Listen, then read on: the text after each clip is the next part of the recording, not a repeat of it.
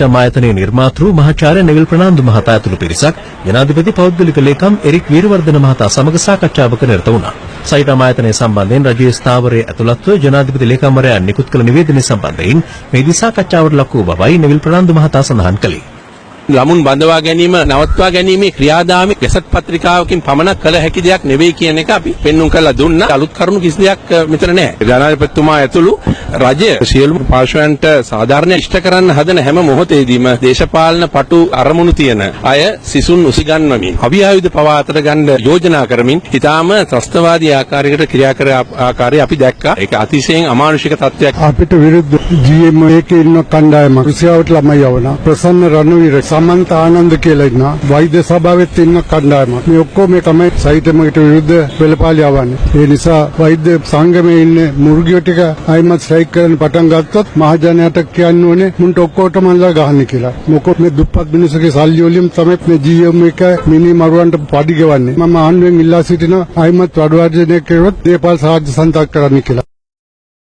ආණ්ඩුවක් නම් ආණ්ඩුව විදිහට හරියට කරන්න ඕනේ. මුන්ට ඔක්කොටම ගහලා එළවල දාන්න ඕනේ නැත්නම් හරියන්නේ නැහැ. රජයේ පාර්ශවයෙන් කැබිනට් පත්‍රිකාවක් යොමු කරලා තියෙනවා ළමයි බෙදවීම ගැනීම සහ උපාධි ප්‍රදානය නවත්තනවා කියලා තාවකාලික. ඒකට කවදාවත් එකඟ වෙන්නේ මොකද උපාධි ওই විදිහට නවත්තන්න බෑ. කොහොමදත් දැන් අපි ළමයි ගන්න එක තාවකාලිකව නවත්තලා දෙනවා. නමුත් රජයේ වෛද්‍ය නිලධාරීන් දිගින් දිගටම ප්‍රකාශ කරන්නේ සයිටම් එක වහලා මිසක් ආපසු බලන්නේ නැහැ කියලා. එහෙනම් මූදට පනින්න කියලා. මෙතන මේ පෝට් සිටි එකේ නෝ ඒකට වැලිත් ඕනේ. ඒකට පුළුවන් ඒගොල්ලෝ දාලා වලල්ලා දාන්න. එච්චරයි.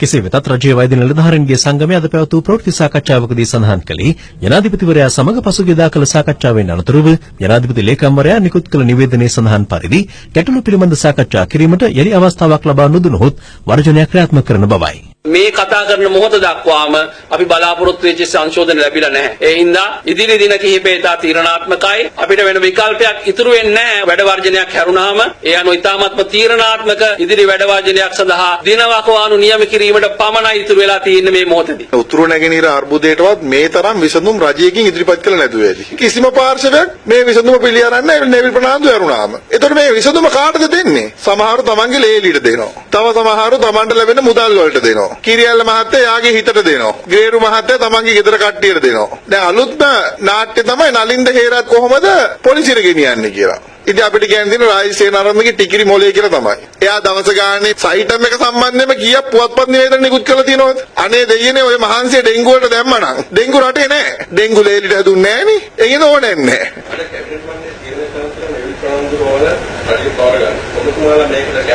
මේ අර්බුදයට විසඳුමක් නෙවෙයි. අර්බුදේ වැඩි කිරීමක්. දැන් මම දන්න විදිහට නම් එතන මිලියන 3000කින් 2000ක් ණය කියලා තමයි මම දැක්කේ පත්තරේ හරිනම්. ඉතින් ඒක අරගෙන හරි කමක් නැහැ. රටට තව රෝහලක් වැඩි වෙනවනේ. දැන් ජනතාවට ඩෙන්ගු රෝහලක්ම හදනවා කියනවනේ. ඒ කියන්නේ රටේ ඇමතිවරුන්ගේ දැනුම හිතන්නකෝ. ඩෙන්ගු රෝගය ආවම ඩෙන්ගු රෝහලක් හදනවා. ඇත්තටම මම හිතන්නේ මේ තව අර මානසික වෛද්‍යවරු වැඩි කරන්න ඕනේ. මම හිතනවා අපි පශ්චාත් උපාධි ආයතනෙන් ඉල්ලන්න ඕනේ. අද ජනාධිපති කාර්යාලයේ රැස්වීමක් නෙවිල් ප්‍රනාන්දු මහතා සමගදී ඔහු ප්‍රකාශ කරනවා මේ වෛද්‍යවරු කරන වැඩවලදී ඉතාම අසාධාරණයි. ඔහුගේ දේශපාලන රාජසන්තක කරන්න ඕනේ. ඒ කියන්නේ නෙවිල් ප්‍රනාන්දු හිතන්නේ එයා රටේ ජනාධිපති.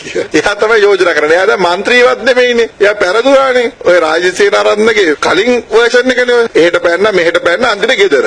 ඉස්සරහට රාජසේනාරත්න ඉදිරියනේ ඔය වගේ එකක් තමයි.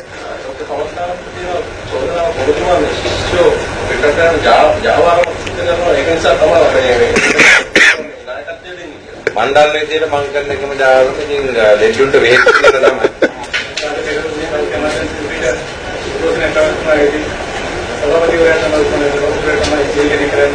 කවුද විවේචනය කරේ? සමන්රත්න ප්‍රියනේ. ඉතින් එයා විවේචනය නොකර කොහමද? එයා දඹරාමිල හාමුදුරුවෝ ගාමිණී වියංගොඩ සරත් විජේසූරිය මොකේද නැත්තේ? පුරවැසි බලයේ කැඳවුම්කරු, සමාජ සාධාරණත්වයක් සඳහා කැඳවුම්කරු, නව ව්‍යවස්ථාවක් සඳහා කැඳවුම්කරු, රටේ සෞඛ්‍ය ක්ෂේත්‍රය ගැන කැඳවුම්කරු, හැම එකම කැඳවුම්කරු වෙන අය. ඕක නොකර කොහමද ඩොලර් කියලා?